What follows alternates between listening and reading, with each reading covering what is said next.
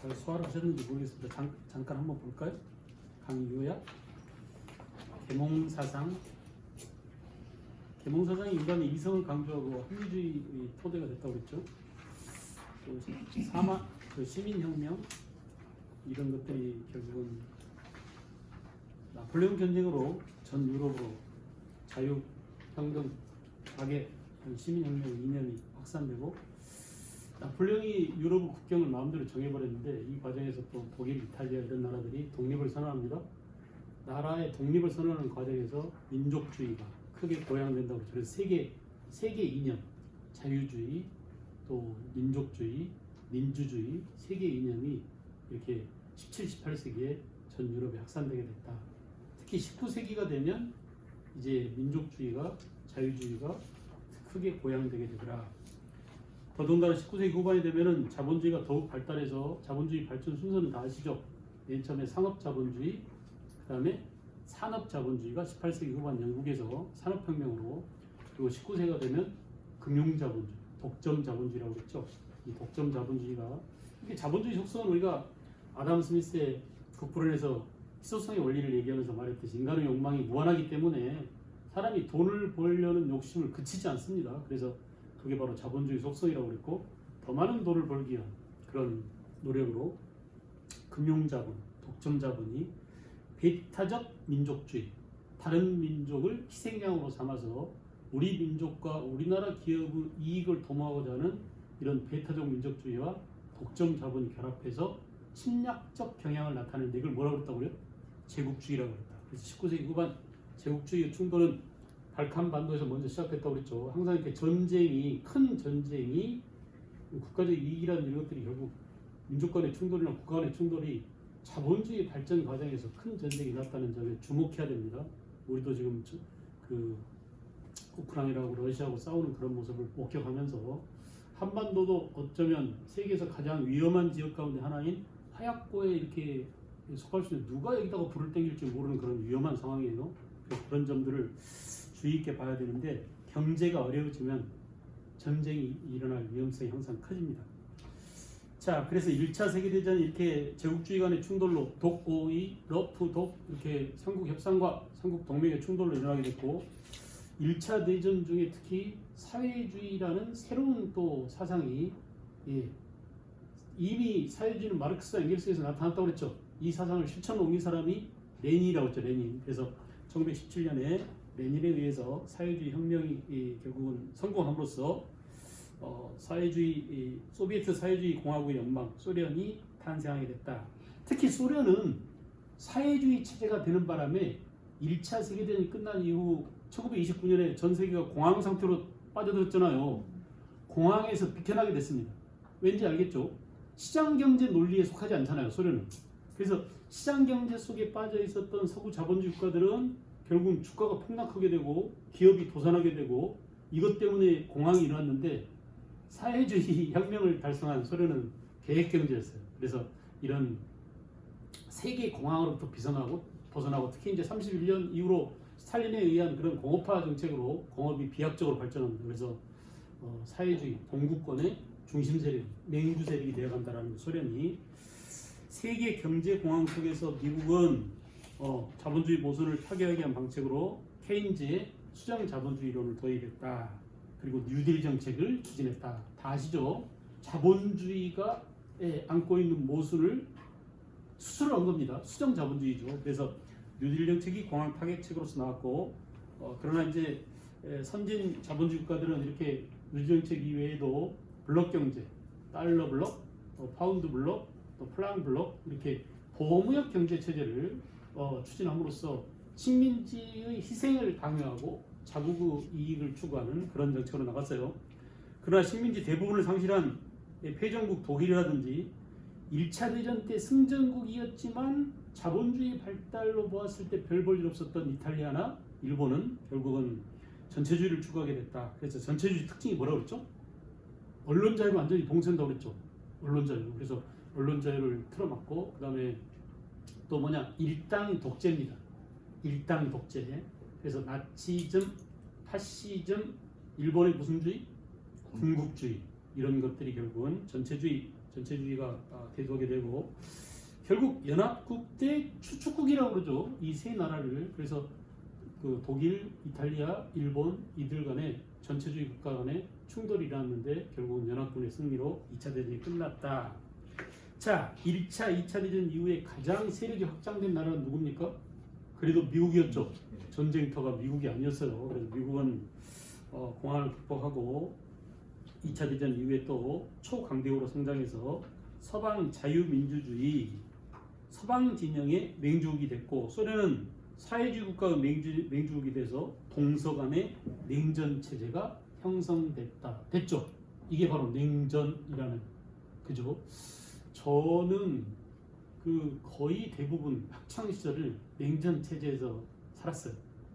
냉전이 그 끝난 게 결국 90년대에 와서 결국 냉전 체제가 무너지는데 거의 태반의 학창 시절을 초등부터 대학생까지 전부 다 냉전 체제에서 냉전적 사고방식 속에서 냉전적 교육을 받으면서 커왔습니다. 이걸 뛰어넘는데 부단히 노력을 했어요. 그래서 겨우 빠져나왔다고 자부합니다. 지금은. 그래도 몰라 아직도 어느 한 구석에 내 생각의 사고의 푼더멘탈 속에는 여전히 그런 일본 놈들이 가르쳤던 군국주의적 망념, 박정희가 우리한테 심어줬던 군대적 문화 이런 것들을 가지고 있을지도 모릅니다. 실제로 이제 저는 학생들 담임을 하고 가르칠 때 학원에서 담임을 했었는데 한 반에 100명쯤 됐습니다. 이 아이들을 통제하느라고 빠따도 많이 때리고 있었어요. 그리고 했었는데 나중에 와서 보니까 이렇게 가르치기 위해서 포스트 모더니즘을 공부하고 공부를 하다 보니까 폭력이라는 게 아무리 해도 미화될 수 없는 거구나. 결국 폭력이라고 하는 것은 자기 열등감의 표현이더라고요. 내가 못나서 남을 강제하고 때리는 겁니다. 언어폭력도 마찬가지. 그래서 학생들한테는 전부 다 사과를 할 수 없었지만 이렇게 강의를 하면서 많이 사과하면 그때 맞았던 애들 미안해 이렇게 하면서 혹시라도 강의를 보게 되면 나중에 이제 대학 와서도 그 후배들한테 또 대학에서도 그런 문화가 있었잖아요. 그래서 그때는 빠따도 하고 그래서 제가 이제 학교 신문사 기자로 있었는데 기자는 서예에 있었어요. 기수가 있어가지고 기수 빠따 이런 것들이 많이 있었습니다. 그래서 최근까지도 다 일일이 사과하고 다녔어요. 그때 때려서 미안해. 그러니까 그런 마음을 갖는 게 중요한 게 아니라 실제로 당사자한테 사과하고 화해를 하고 용서를 받는 게 되게 중요하다고 생각했어요. 그래야 또 마음이 편해질 것 같아서 그래서 그런 짓거리를 했었는데 하여간 지금 무슨 얘기가 일로 빠져버렸죠.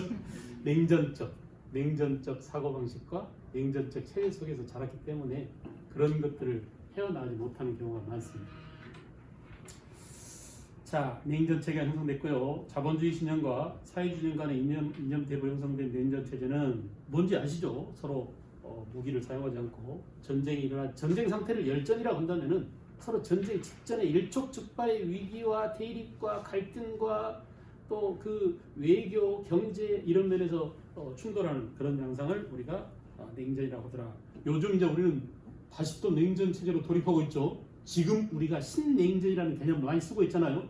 신자유주의나 신냉전이라는 개념을 많이 쓰는데 냉전을 모르면 신냉전을 알 수가 없잖아요. 자유주의를 잘 모르면 신자유주의를 알 수가 없죠. 그래서 우리가 이 오늘날 우리 앞에 전개되고 있는 역사적 현실을 이야기해서 아주 긴 16세기부터 21세기까지 그런 역사를 쭉 한번 살펴봤는데 지금 제가 이거 하면서 몇 번씩 되풀이했습니다. 그래서 이제 많이 이해할 거예요. 지금 여기 강의 요약된 이 내용만 문장으로 잘 머릿속에 기억해 놔도 세계사의 그러니까 근현대사의 큰 줄거리, 사상적 흐름, 이데올로기의 사조 변화 이런 것들을 어느 정도 감을 잡으실 겁니다.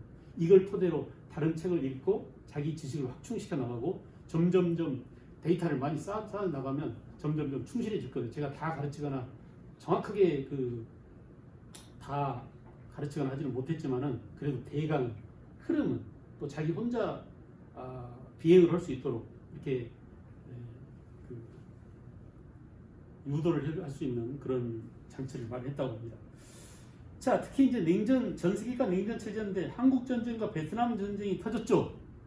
그래서 제가 이제 좀 이따도 우리가 사관을 얘기하면서 말씀드리겠지만 이 반도 지역의 민족성이나 국민성은 되게 요란합니다. 극단적입니다. 그러니까 전쟁이 잘 일어난 지역이 반도 지역이 경우가 되게 많아요. 그래서 발칸반도, 1차 세계대전이 도화선이 됐던, 그죠? 그 오스트리아 황태자 암살 사건이 일어나고 바로 발칸반도에서 1차 세계대전이 발발했잖아요. 발칸반도입니다. 한국 전쟁은 한반도에서 일어났고 바로 베트남 전쟁은 인도차이나 반도에서 일어났습니다. 알겠죠? 멕시코도 유카탄 반도에 있습니다. 이 멕시코 사람들이 얼마나 센지, 얼마나 매운 것을 좋아하는지 아시잖아요. 그죠? 월남 사람들 매운 거 좋아합니다. 한국 사람도 매운 거. 그러니까 이 매운 걸 좋아한다는 그런 하나의 어떤 음식 문화만 보더라도 사람들이 얼마나 극단적이고 감각주의적이고 그런 면에서 독한 사람들인가라는 걸 알 수 있는데, 그것이 사람들의 성품을 급하게 또는 그 극단적으로 이렇게 몰고 가는 그런 경향이 있다고 여겨져요. 제 이야기가 아니라 과학자들에 의해서 그런 것들이 많이 증명이 돼가고 있습니다, 현재. 그래서 그런 반도 지역에서 전쟁이 충돌이 자주 발생했다는 점을 주목해서 볼 필요가 있습니다. 그래서 우리는 50년부터 53년까지 한국 전쟁이 터졌고 우리가 다 경험했던, 역사적으로 경험했던, 우리는 경험한 사람이 거의 없죠. 우리가 직접 경험하지 못했지만 그것에 그 한국 전쟁의 뼈아픔이 얼마나 컸는지를 다 알고 있습니다. 이산가족 문제만 하더라도 아주 심각하잖아요. 베트남 전쟁 마찬가지입니다. 그래서 이 전쟁이 한참 터졌을 때 1968년에 68혁명, 지난 시간에 한번 말씀드렸죠. 1968년 동유럽에서는 사회주의 체제에 대한 반성과 저항이 나타납니다. 그래서 체코의 자유화 운동, 이거 뭐라고 표현했죠? 프라하의 봄. 영화인데 혹시 보신 분 계세요? 영화 한번 보세요. 재밌어요, 되게. 그래서 영화 그 줄거리를 보면은 남자 주인공, 여자 주인공은 있는데 남자 주인공은 의사입니다. 의사, 아주 매력적으로 멋있게 생긴. 그러니까 저 남자인 제가 봐도 저 체코 아인데, 체코 아인가 모르겠어요. 하여간 그 남자 배우가 되게 잘생겼습니다.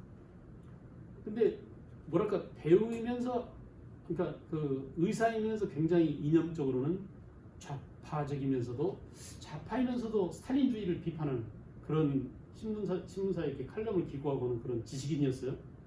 그러니까 되게 이념적으로 무거운 사람이었습니다.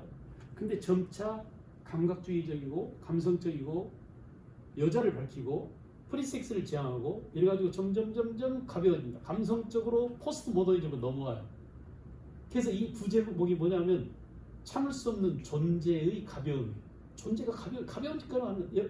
그러니까 모던 냉전적 사고라고 제가 아까 말씀드렸는데, 이 모더니즘에 빠져 있으면, 근대적 사고 체제에 빠져 있으면 그런 것들을 이해하기 힘듭니다. 그러니까 제가 젊었을 때만 하더라도 맨날 뉴스만 봤습니다. 뉴스 아니면 다큐멘터리만 봤습니다. 드라마를 보고 찔찔 짜는 만화를 도저히 이해할 수가 없었어요. 뭔 짓이야 저게, 뭐가 재밌다고 맨날 예체능 보고 낄낄거리는 애들을 이해할 수가 없어요. 저게 무슨 재미가 있다고 저걸 보고 있었는데 지금 제가 그러고 있어요. 나의 해방일지 보면서 너무 재밌었고 우리들이 불러서 보면서 같이 울고 그랬습니다.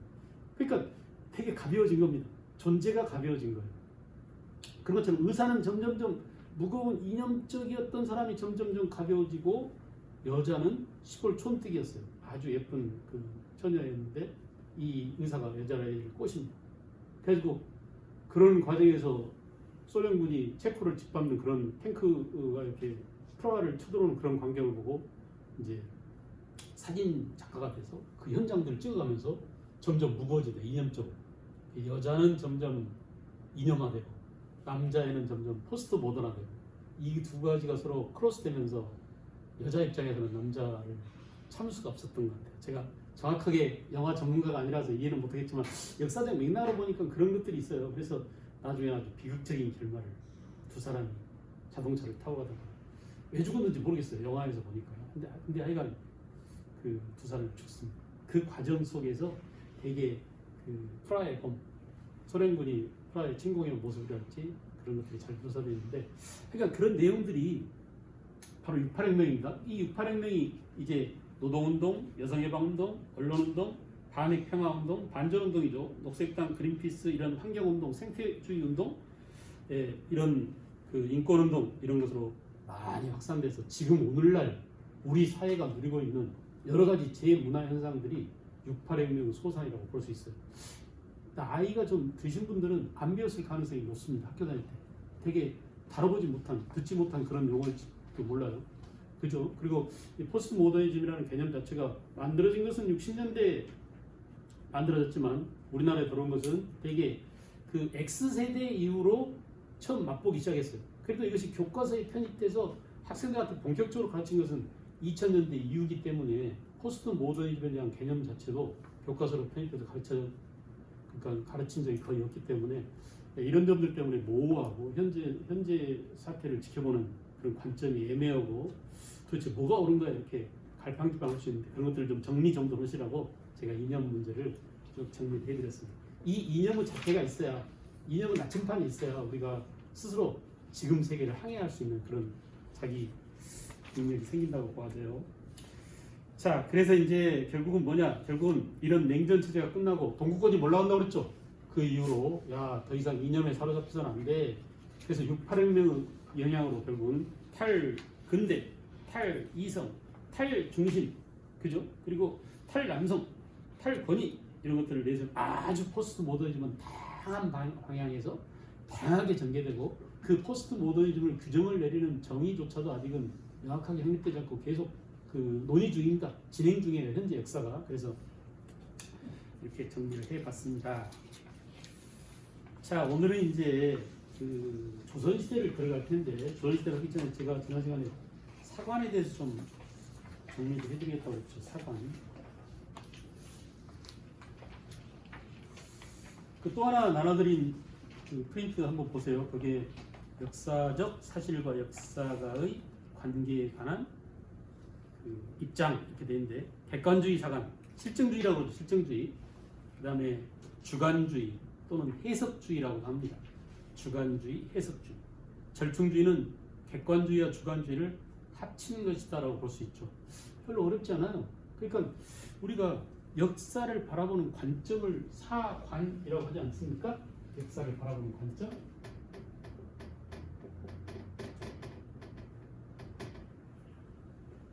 자, 그래서 사실주의는 뭘 강조한다고요? 객관적인 사실을 강조합니다. 과거에 일어난 과거 사실 그 자체를 중시하는 거죠. 그죠? 그래서 되게 이제 우리가 과학이라든지 근대적 합리적인 이런 실증적인 방법론 이런 것들이 도입됨으로써 그래 객관적 사실로 입증해 봐야 돼. 그러니까 역사를 쓰는 사람들은 역사는 과거의 사실들을 기록하는 게 역사잖아요. 역사가는 과거의 사실을 그냥 있는 그대로 써라라고 아주 쉽게 얘기했어요. 과거의 사실을 있는 그대로 기록해라. 거기에 있는 랑케가 한 유명한 말이 있습니다. 자신을 죽이고 네 마음, 네 의지 또는 네 가치 판단 이런 것들을 배제하고 과거에 발생했던 사실을 있는 그대로 사실대로만 기록해라고 얘기했습니다. 누가 대표적인 사람이라고요? 랑케입니다. 랑케. 이렇게 알아두시면 되겠다. 독일 사람이죠. 19세기 독일 역사학자 랑케의 사실주의. 그죠? 그래서 객관적 사실, 과거에 일어난 사실 자체를 강조한다.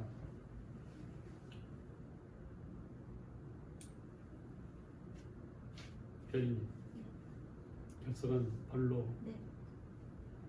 질문을 하고 그랬어요. 사실을 우리가 보여주는 방법이 있어요. 초딩 때 배웠어요. 어떻게 사실을 씁니까? 기억할 때? 근거가 되는 어떤 뭐가 있어야죠. 자료? 그러니까 너무 고등학교 수준으로 얘기하지 말고 초등 때 수준으로 얘기해주세요. 신문 기사를 쓴다. 네. 원칙이 있어요. 보고 배웠죠? 듣고. 보고 듣고 말고 그런 거. 무슨 원칙? 6가지. 예, 해보세요. 뭐? 누가 언제 어디서 무엇을 어떻게 왜? 그렇죠. 사실을 우리가 기록할 때 요즘 이제 팩트 체크 그러잖아요. 팩트잖아요, 사실이. 그래서 팩트를 기록하는 방식이 누가 언제 어디서 무엇을 어떻게 왜? 이 중에 객관적으로 할 수 있는 게 뭐 있어요? 응? 객관적으로 기록할 수 있는 게 누가 있겠죠? 누가? 이게 후죠, 후 사람. 언제? 시간 맞죠? 그게 맞아야 되잖아요. 객관적으로 기록할 수 있는 것입니다. 언제 확실하게. 그죠? 시간을 속이면 안 되잖아요. 어디서? 장소도 마찬가지죠.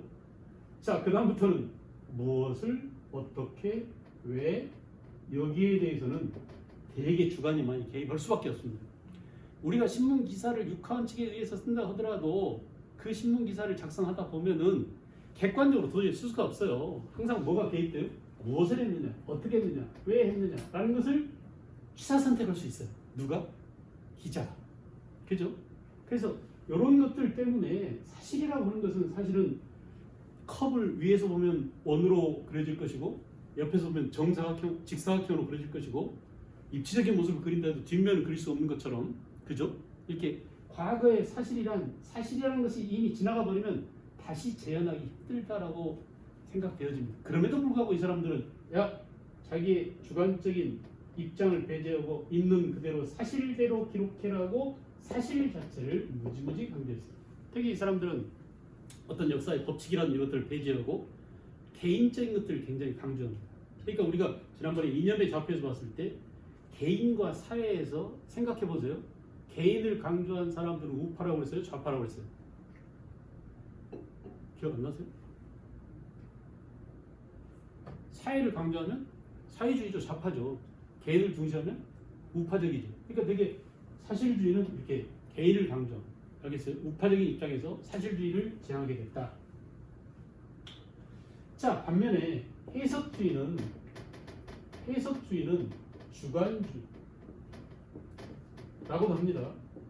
해석주의는 과거의 사실은 무궁무진하다. 그 사실 가운데 뭐가 중요하고 어떤 게 강조돼야 되고 어떤 게 지금 현실에 쓰여져야 되고라는 것을 판단하는 것은 누구라고요? 역사가 뭐가 중요하다? 역사가의 주관이 중요하다. 판단이 중요하다. 그래서 결국 역사가의 주관적인 해석이 중요하다. 그런 겁니다. 이런 것들을 이렇게 주장하는 사람이 누구냐면 이탈리아 역사학자 크로체 해보세요. 누구라고요? 크로체. 외우지 않아도 좋습니다. 그냥 한번 들어본 걸로 해도 됩니다. 또는 콜링우드 이런 사람들이죠. 그래서 이 사람들은 아주 극단적인 해석주의, 주관주의를 지향합니다. 자, 그래서 우리가 이제 해보니까 과거에 사실만 갖고는 안 돼. 지금 봐라. 객관적인 사실이 있다고 하더라도 그것을 썼을 때는 항상 어떤 주관이 개입되게 돼 있으므로 역사는 결국 뭐냐? 사실과 역사를 기록하는 사람의 주관이 같이 합쳐져야 된다. 그래서 뭐가 나왔어요? 절충주의 또는 상대주의라고 합니다. 상대주의. 그래서 과거와 현재와의 그죠? 과거는 다른 말로 바꾸면 뭐죠? 사실이죠. 그 사실을 취사 선택하고 현재 기록하는 현재 역사가죠. 역사가의 판단입니다. 이것에 끊임없는 대화가 중요하다라고. 중요한 것은 뭐죠? 대화입니다. 대화. 그러니까 역사는 한 번 기록되면 변치 않는 것일까요? 늘 시대에 따라서 바뀌어가는 것일까요? 바뀌어가는 것이에요. 제가 보니까. 그래서 제가 한때 역사 가르치는 것을 포기했어요. 이렇게 진실도 아니고 사실이라고 확정할 수 없는 것들을 마치 사실인양 애들한테 외워, 암기해, 이거 중요해, 별표해 하면서 마구 가르친다는 게 너무나 무모한 짓이다 라는 그런 회의감이 들었었어요. 그래서 한동안 역사를 가르칠 수가 없었습니다. 근데 늘 새롭게 쓰여지는 그 새롭게 쓰여지는 것이 과거와 현재와의 끊임없는 대화라고 주장하는 사람이 바로 누구예요? 영국의 역사학자 E.H. 카. 그래서 이렇게 기본적으로 역사를 바라보는 관점, 사관에 관한 관점 이렇게 세 가지가 있다는 것을 기억해 두시고 방법론이죠. 자, 이제 기타 우리가 그거 말고도 역사를 바라보는 여러 가지 관점들이 있습니다. 그러니까 지난번에 우리가 그 페미니즘에 대해서 얘기할 때 인간의 그 캐릭터라고 하는 그 품성이라고 하는 것은 또는 뭐 어떤 성적 지향이라고 하는 것은 사람마다 다 다르다고 그랬죠. 사람 숫자만큼 다양한 스펙트럼이 있을 것이다라고 했는데 마찬가지로 역사를 바라보는 관점도 사람마다 다 다를 거예요. 나는 사실주의다. 나는 주관주의다. 이렇게 얘기하기 힘든. 그래서 대부분 사람들은 지금 물어보면 과거의 객관적 사실도 중요하지만 역사가의 해석도 중요해. 이렇게 절충주의를 택하는 경향이 많이 있습니다. 자, 이거 말고도 이제 또 뭐가 있냐면은 역사를 어떻게 바라볼 것이냐라는 관점 중에 자 인류의 역사는 도대체 뭐지? 인류 역사는 계속 발전해가는 거야라고 하는 발전사관이 있어요. 그러니까 인류 역사는 계속 발전해오는 그런 과정이었다. 발전관. 이것을 목적론적 사관이라고도 합니다. 말로 한번 해볼까요? 목적론적 사관. 이제 어른이니까 애들한테는 잘 안 가르칩니다. 애들 이런 거 보면 되게 따분해가지고 하품방방 난리도 아니에요. 그래도 우리들은 이제 좀 생각해보고 이런 객관적인 어떤 사실 이런 거 암기하고 시험 보고 그런 단계가 지났잖아요. 좀 역사를 거시적으로 조망하고 도대체 우리가 왜 역사를 공부하지? 역사가 뭔가? 이렇게 좀 범주를 나눠서 생각도 해보고 그런 계기가 됐으니까 한번 보자고요. 목적, 론적 사관입니다. 그 중에 대표적인 게 기독교사. 기독교사관은 목표가 정해져 있죠. 우리 인류 역사는 뭐 언제 시작됐어요? 네? 태초가 언제입니까? 천지 창조. 그래서 하나님이 인간을 이때 만들었잖아요. 인간이 없으면 역사가 없으니까. 천지 창조부터 시작해서 결국 인류의 역사는 어디로 가고 있어요? 어디로 가는 과정이라고? 정말. 그죠? 종말이죠. 정말 다른 말로 해봐서 정말 너무 무섭잖아요. 구원. 최후 심판.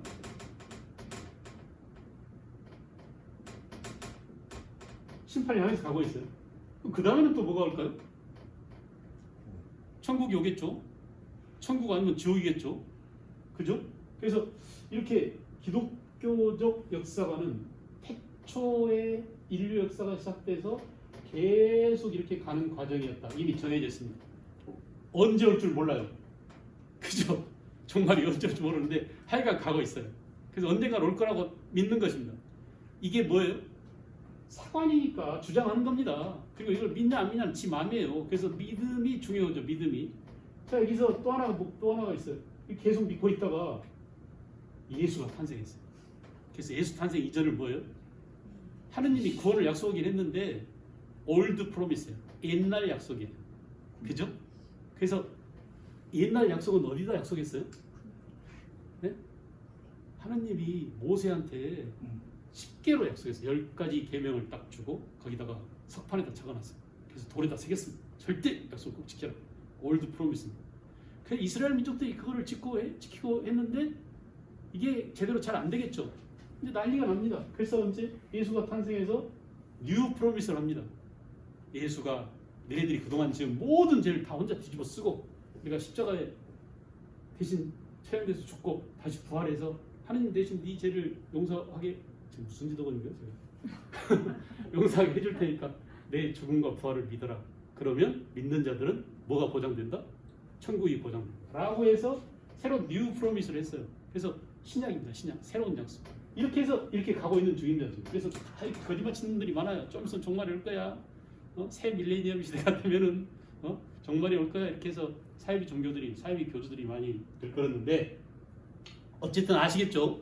인류 역사를 하나의 직선적인 사관이라고 해요. 직선상에 그죠? 이렇게 가는 과정을 발전사관 또는 목적론적 사관이라고 얘기할 수 있습니다. 자, 기독교 사관 말고 또 이런 게 있어요. 뭐가 있을까요?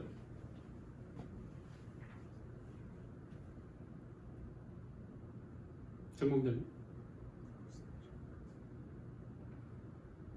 또 있어. 마르크스 주장하고 예수 주장하고 되게 비슷해요. 내용 구조가, 논리 구조가. 그래서 마르크스 사관은 옛날에는 원시 무슨 사회였다? 공산사회였다. 태초에 천지창조 해주고 할 때는 뭐였어요? 낙원이었죠. 그래요, 안 그래요? 그러다가 인류가 아사판이 된 게 누구 때문에? 아담 때문이에요? 이브 때문이에요? 이브 때문이에요. 그래서 여성이 원흉이 여성이라고 해서 남자의 갈빗대를 가지고 만들어낸 여성, 그 여성이 아담을 부추겨 꼬셔가지고 선악과를 먹게 해서 이성이 생기게 만들어가지고 인류가 죄를 짓게 됐다라고 하는 게 오리지널 씬이죠. 원죄. 그죠? 그 원죄 때문에 이제 난리가 되고 예수가 그것부터 뒤집어 쓰고 대신 이렇게 한 거 아닙니까? 그러니까 이런 원시 공산 사회가 낙원 시대였어요. 낙원이었어. 우리는 원래 낙원의 시대에 살고 있었다. 근데 고대 무슨 사회? 노예제 사회가 됐다. 중세 봉건제 사회가 됐다. 근대 자본주의 시대가 됐다. 그리고 이 자본주의 체제에서 누구를 타도하고 자본가들이 노동자들의 잉여 생산을 다 착취하고 노동자들을 개돼지 취급하고 다 뜯어먹으니까 우리가 자본주의 발전 과정을 다 봤잖아요. 그래서 마르크스가 주장한 게 뭐예요? 노동자들이요 들고 일어나서 누구를 타도하자? 자본가들을 타도하자. 이게 사회주의 혁명이죠. 사회주의 혁명 과정을 통해서 결국은 사회주의 혁명을 이룹니다. 그리고 궁극적으로는 옛날 공산사회와 마찬가지인 공산주의로 가자. 여기로 가야 된다라고 주장했어요. 그래서 사회주의 혁명 이렇게 해서 했는데 삐까겠죠 지금. 그래서 아까 우리가 봤다시피 68혁명이 일어나고 프랑크푸르트 합파가 만들어지고 그렇다고 사회주의가 없어졌습니까? 없어지지 않았어요. 지금도 이 사회주의 체제를 지향하고 있는 나라가 북한입니다. 우리 한반도 북쪽에 있는 북한이고, 그죠? 또 세계 여러 나라들이 아직도 사회주의를 지향하는 국가들이 있습니다. 그래서 계속 유효합니다. 유효해요. 현존하는 사회주의가 마르크스 사관이 있어요. 그죠? 또 있어요. 또 있어요. 소희 아빠 뭐가 있을까요?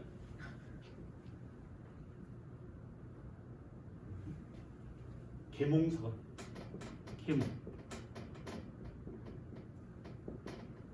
계몽사관도 마찬가지입니다. 역사 발전을 야만 시대에 살고 있었다 우리는. 근데 점점 역사는 인간의 이성이 점점 발전해 가면서 점점 역사는 무슨 시대로? 문명의 시대로.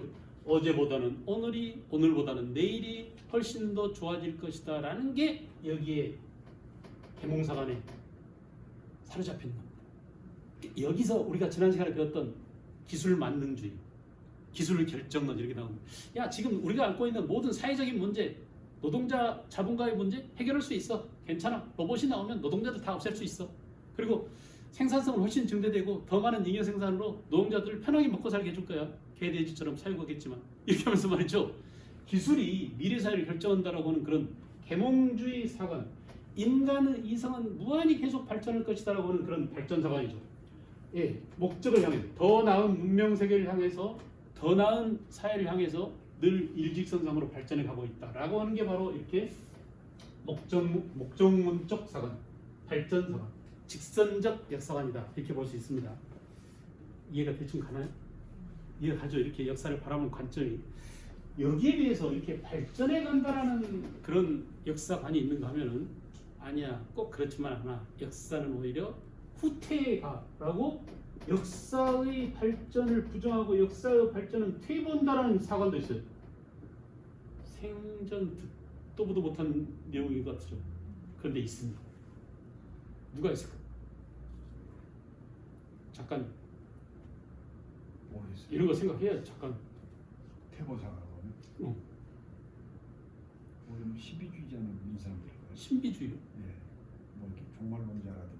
종말론자는 여기라는 거야. 아니 거기서 또 분파돼서 나올 수도 있는 거예요. 모르겠어요.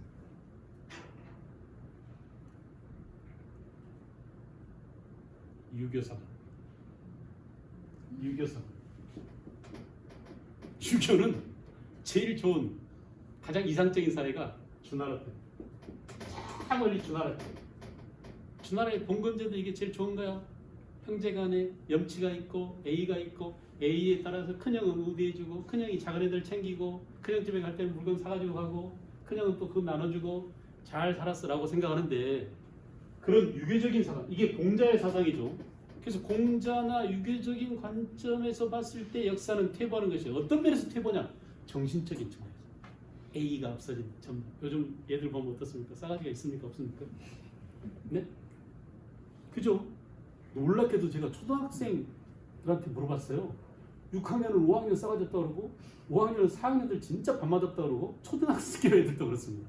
그러니까 이렇게 정신자적 측면에서 보면은 A라든지 도덕이라든지 염치라든지 이런 면에 봤을 때는 인간은 점점 어떻게 보면 그런 공동체적 옛날 여기에 비해서 점점 퇴보하고 있다. 그리고 자기 이기적인 측면이 점점 강화되고 그럼으로써 도덕이나 예절이나 이런 것들이 점점 퇴보하고 있다. 이렇게 볼 수도 있어요. 극단적으로 밀고 가면 그렇습니다.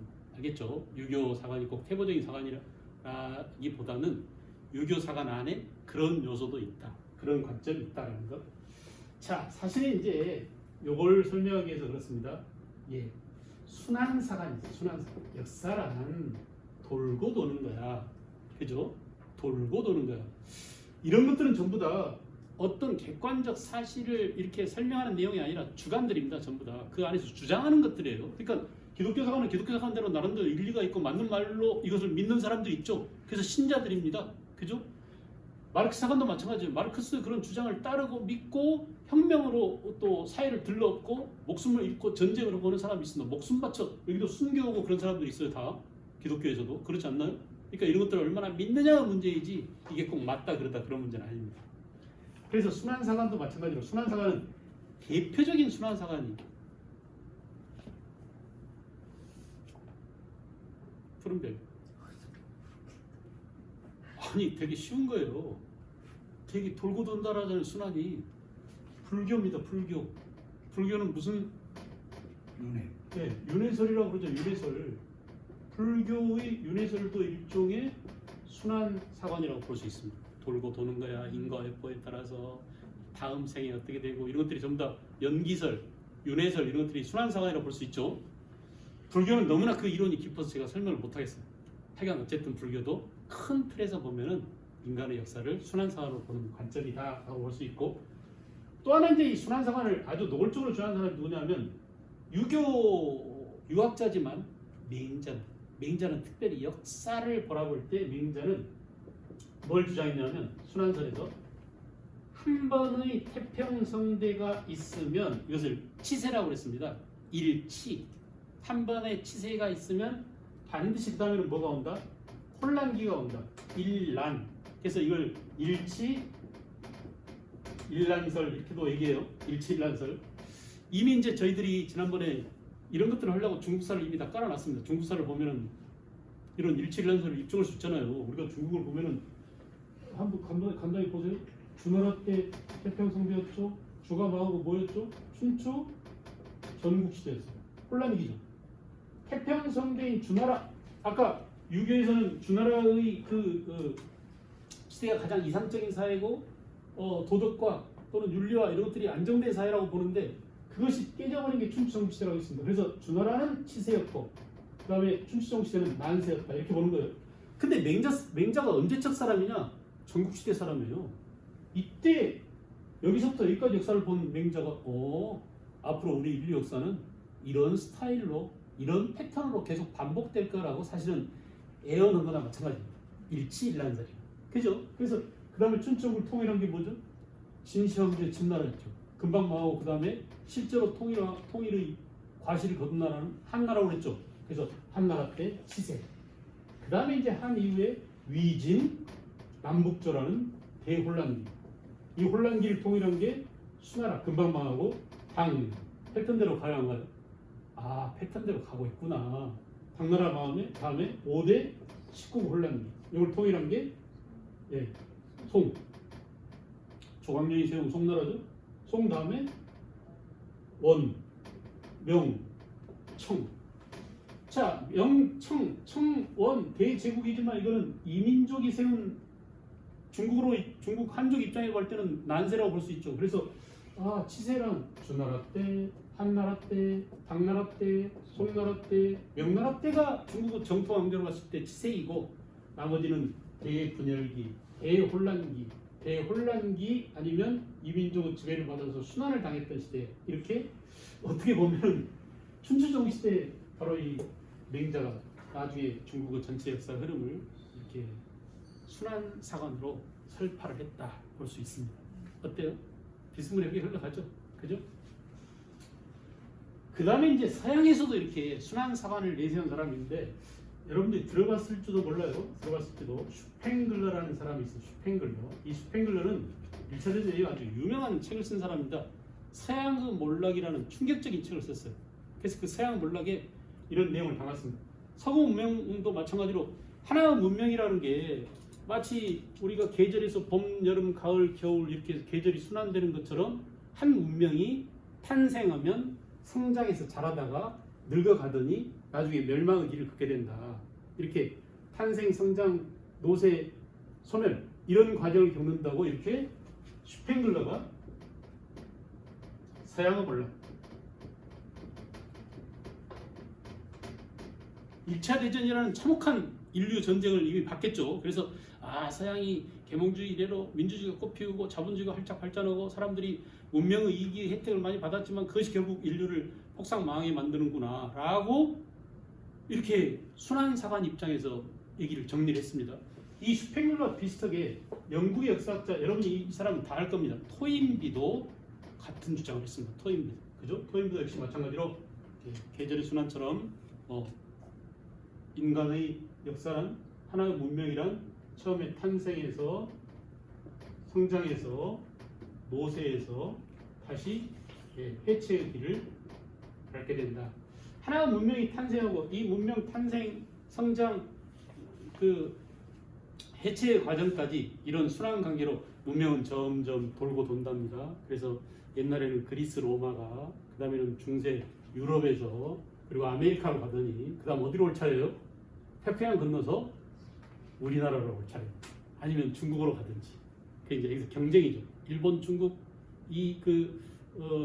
일본, 중국, 대한민국 이 세 나라가 뜨거운 문명의 순환 관계로 보면 어쩌면 그런 것에 해당된다고 이미 60년대, 1960년대 토인비가 이런 얘기를 했었는데 헛소리 하지 마 그랬었어요. 그 당시에. 근데 나중에 지나고 보니까 이런 순환사관이 좀 맞는 면도 있다. 이렇게 볼 수 있습니다. 어쨌든 이렇게 역사를 바라보는 관점은 다양합니다. 그죠? 역사를 바라보는 관점은 아주 다양해요. 그래서 여러분들도 이제 그 지난 시간에 봤던 이념의 좌표 속에서 나는 어디쯤에 해당되는지 또 역사를 바라보는 관점에서는 나는 어떤 관점으로 세상과 역사의 흐름을 봐야 되는지 이런 것들을 정리를 한번 해봤으면 좋겠습니다. 지금 우리나라는 그 좌파 그런데 좌파가 거의 없는 거나 마찬가지예요. 그러니까 그 좌표상으로 봤을 때는 좌파가 거의 없습니다. 좌파라고 하는 민주당 같은 경우도 제가 볼 때는 우파입니다. 완전 우파적 지향이에요. 자유시장 경제 체제를 옹호하고 개인은 사적 재산 소유권을 강조하고 그죠? 노동자들을 탄압하고 이런 면을 봤을 때 우파 지향적 좌파가 왜 없냐?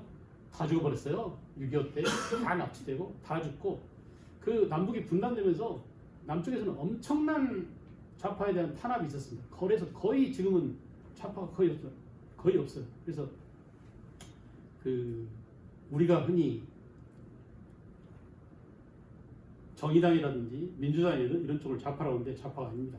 제가 볼 때는. 그래서 공산주의나 사회주의 진정한 좌파 이런 것들은 거의 없고 지금은 중도 우파 정도라고 볼 수 있죠. 김대중, 노무현, 김구 전부 다 중도 우파적입니다. 알겠죠? 박헌영쯤 돼야 좌파예요. 넘어갔잖아요. 홍명희, 박헌영 다 북한으로 넘어갔습니다. 그죠? 그래서 그 우리나라에는 사실은 이념의 좌표로 봤을 때, 스펙트럼을 봤을 때 좌파적인 사람이 거의 없다. 좌파 정치들은 거의 없고 결국 거의가 다 좌파라고 하는 사람들도 그 문화 우파에서 봤을 때 좌파적일 뿐이지 좌파가 아니다라고 생각해야 합니다. 자, 그다음에 이제 좀 거기 나눠드린 프린트에 랑케, 콜링우드, 카 있고 밑에 감개주의 있잖아요. 감개주의는 역사 속에서 규범을 찾아서 그것을 거울로 삼아서 인간의 행동을 거울 삼아 보자 이런 말 하잖아요. 우리가 과거 일을 옛 일을 그래서 되게 이제 역사책 속에 감자 들어가는 책이 많아요. 자칫 동감 또는 뭐 그 풍감 강모 이런 식으로 감자 들어가요. 그래서 이 감자가 거울 감자입니다. 옛 일을 거울 삼아. 국조보감도 마찬가지죠. 옛날에 왕들이 정치 잘했던 것을 쭉 모아가지고 그거를 기록해놓고 임금을 교육시키는 그런 용도로 쓰이던 게 국조보감 아닙니까? 이런 식으로 감자 들어간 식으로 감계주의 사관입니다. 상고주의는 이 것을 같이 아까 유교 사관이 상고주의입니다. 태보 사관이라기보다는 상고주의라고 이렇게 하면 되겠죠. 역사를 점점 옛날에 비해서 점점 가치나 이 규범 이런 것들이 퇴보한다 이렇게 보는 게 상고주의고요. 상고주의. 그다음에 순환사관 그리고 변증법도사관 마르크사관이죠. 문화사관은 타르트가 주장했다고 하는데 문화를 강조하는 것입니다. 문화. 그래서 보시고 그다음에 이제 민족문화 이해 이렇게 나와 있는데 민족문화 이해는 우리 역사 특히 우리 한국 문화에 대한 그런 관점입니다. 한번 읽어볼게요. 조상들은 유구한 역사를 거치면서도 슬기를 발휘하고 노력을 기울여 문화를 발전시켰다. 다 동의하시죠? 우리 문화는 다른 어느 민족과도 구별되는 특성을 지니고 있으면서도 보편성, 그러니까 문화의 특성과 보편성. 특성은 주로 어디서 나온다고 그랬죠? 특성은 지리적인 환경에서 나온다고 그랬죠. 그죠? 유전적인 것도 있을 겁니다. 유전적인 요인도 있을 것이고 지리적인 환경적인 그런 요인도 있을 겁니다. 그러나 그 보편적 가치를 추구합니다. 우리가 보편성에 대한 얘기도 했잖아요. 인간의 그 생명을 중시하고 폭력을 싫어하고, 그죠? 그게 자유를 중시하고 억압을 싫어하고 이런 것들은 인류 보편적인 개념이다라고 했어요. 그래서 우리는 이렇게 특성과 보편적 가치를 동시에 추구해왔다. 선사시대부터 쭉 볼까요? 아시아 북방 문화 연계되는 문화를 이루겠고, 아시아의 북방 문화 주로 만주 지역입니다. 특히 청동기 문화가 만주에서 내려왔죠. 우리 한반도 쪽으로. 그 후 중국 문화와 깊은 연관을 맺으면서 독자적인 고대 문화를 가져왔다. 물어볼까요? 와이드님, 이때 중국에서 뭐가 왔을까요? 고대?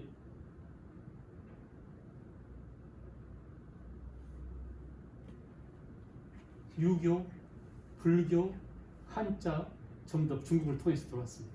그죠? 이렇게 중국과 연관을 이렇게 언어 속에다 함축해서 집어넣어놨어요. 이렇게 연관을 맺 독자적인 고대 문화를 발전시켰다. 고려 시대에는 불교를 정식적 이념으로 채택했어요. 불교가 이제 점점점 강화됩니다. 우리나라에 고려 시대 아주 걸출한 승려가 있었죠. 고려 전기의 의천, 고려 후기의 진울, 대단한 분들입니다. 의천과 진울. 그 다음에 조선 시대는 유교적 가치를 조선 시대의 유교적 가치는 성리학이었습니다. 성리학, 그죠? 이 성리학이 조선 시대에 우리나라에 와서 극단적으로 발달합니다. 원래 성리학은 주자가 만들어온 이론 아닙니까? 주자와 성호, 정호, 정의 형제가 만든, 그래서 정주학이라고 하는데 중국보다 우리나라가 훨씬 더 이기론이 발달해요. 예학과 이기론이 중국보다 우리나라가 훨씬 더 발전합니다. 그래서 그런 유교적 가치가 오늘날 우리들의 삶의 질이나 문화에 스며들어 있습니다. 완전히 없어지지 않았어요. 지금도 사람들이 만나면 서로 나이가 어떻게 되시죠? 나이를 따집니다. 김건희가 외국 나가서 나이를 물어, 동갑이네? 이렇게. 절대 나이를 물으면 안 되는데 사실은 저보다 다른 사람의 높은 귀빈인데 나이가 보니까 나랑 동갑이래요. 이렇게 말했나 봐요. 얼마나 천박스럽습니까? 근데 하여간 그런 것들이 전부 다 유교 문화에서 나온 것입니다. 나이를 따지고, 야, 술잔 부딪힐 때 어른보다 위로 부딪힌 거 아니야? 이런 것들이 이렇게 다 스며들어 있어요. 우리들의 삶 속에. 그래서 예법이나 이런 것들이 유교적 가치가. 그 다음에 이제 밑으로 쭉 내려가세요. 전통 문화를 기반 위에서 선진적 외래 문화를 주체로 수용해서, 그러니까 오리지널 우리 것만 갖고 살진 않았습니다. 늘 이렇게 불교도 받아들이고 유교도 받아들이고, 그죠? 다른 나라로부터 받아들인 것들이 많이 있는데 그것을 우리나라로 받아들인 다음에 어때요? 우리 토착화 시켰습니다. 우리 것으로 만들었습니다. 그러니까 기독교도, 한국 기독교는 아주 독특하다고 그랬죠. 그죠? 한국 기독교는 아주 독특합니다. 이런 식으로 발전해 나갔습니다. 자, 흔히 현대를 세계화 시대라고 한다. 이는 정보통신 기술의 발달과 교통의 발달로, 그죠? 정보통신 기술과 교통의 발달, 동그라미 해놓으세요. 이게 그냥 우리가 흘러가는 문장이 아닙니다. 정보통신 기술의 발달은 현대에 와서 대한민국이 세계 최첨단을 달리고 있습니다. 교통의 발달, 세계에서 제일 좋은 지하철과 세계에서 제일 발달된 교통 시스템, 그렇지 않습니까? 제가 전에도 수업하면서 한번 말씀드렸지만 당나라 놈들이 고구려를 치기 위해서 100만 대군이 당나라 수도 창안성을 빠져나오는데 40일 걸렸다고 했어요. 100만 명이 광화문에 모여서 데모하는데 빠져나가는데 2시간도 걸립니다. 지하철과 시내버스와 이 훌륭한 교통 시스템 때문에 100만 명이 순식간에 다 없어졌어요. 그러니까 이거는 한국이 갖고 있는 엄청난 힘입니다. 이 에너지, 이 힘, 이 인프라 이런 것들이 현재 우리가 이제 와서 우리 깊은 오래된 과거의 문화유산을 다 총체적으로 집결하고 만들어서 우리 것을 주체적으로 수용했는데 이것을 다시 확산시키고 보급하고 하는데 가장 기여하는 것은 바로 이 정보통신과 교통 체계의 발달을 볼 수 있습니다. 그리고 집약적으로 살고 있습니다.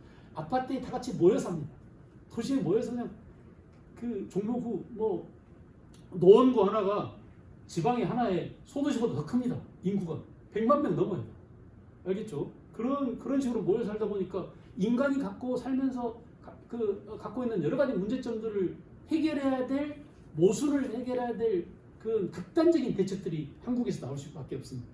알겠죠? 그래서 우리가 우리 것을 훌륭하고 우리 것이 좋은 것이라고 하는 것이 국뽕에 취해서가 아니라 사실 이렇게 과학적인 근거들이 오랜 축적된 문화적 역량과 그것들을 다시 체계화하고 다시 확산시킬 수 있는 그런 그 인프라 또는 과학적 또 머리 원래 타고난 유전자 세계에서 IQ가 우리가 제일 좋다고 그러죠. 이스라엘보다 우리가 더 높답니다. 평균적 IQ가요. 그래서 그런 것들이 결국은 오늘날 우리가 세계 여러 나라 사람들한테 각광받고 있는 겁니다. 우리가 스스로 극복에 취해서 그런 게 아니라 사실은 역사적으로 또 현실적인 그런 과학기술의 발달 이런 것들이 함께 융합돼서 이런 현재를 낳게 만들었다.